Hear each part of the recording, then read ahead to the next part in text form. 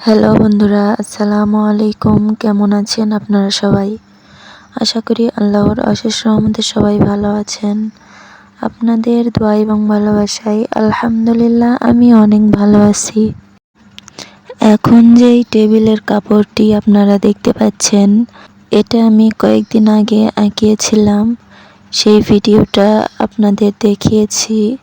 আপনারা চাইলে সুই সুতা দিয়ে তোলার ঝামেলা ছাড়াই এরকম একটা সুন্দর ফুলের ডিজাইন তৈরি করতে পারবেন। এই টেবিলের কাপড়টা হচ্ছে একটা মাদ্রাসা থেকে আমাকে দেওয়া হয়েছিল আঁকানোর জন্য।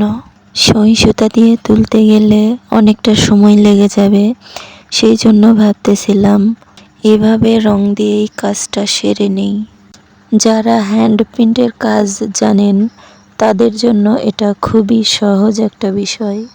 এই কাপড়ের ভিতরে কিন্তু আমি একটুও রং লাগাই নাই। আপনারা দেখতেই পাচ্ছেন কয়েকজন মিলে এখানে রং করতেছে। এখানে কিন্তু আমি নেই, বা আমি এই ভিডিওটাও করিনি। তো আমার একটা ফ্রেন্ড এই ভিডিওগুলো করে আমাকে পাঠিয়েছে। আমি তো কখনো স্বপ্নেও ভাবিনি এত সুন্দর একটা ফুলের ডিজাইন আমি তৈরি করতে পারবো।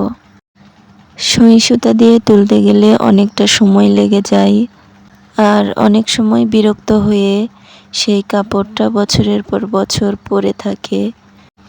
তুলতে না পারা অলসতায় কাপড়টা ব্যবহার করা হয় না। তো বন্ধুরা, আমার আজকের এই টেবিলের কাপড়ের ফাইনাল লুকটি দেখে আপনাদের কেমন লেগেছে অবশ্যই আপনাদের মূল্যবান মতামতটি কমেন্টে জানাবেন।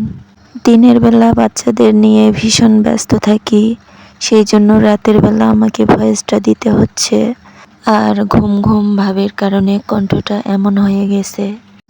তো বন্ধুরা, সবাই ভালো থাকবেন, সুস্থ থাকবেন। ভিডিওটি ভালো লাগলে শেয়ার করবেন। আজকের মতো এখানেই বিদায় নিচ্ছি। আল্লাহ হাফেজ।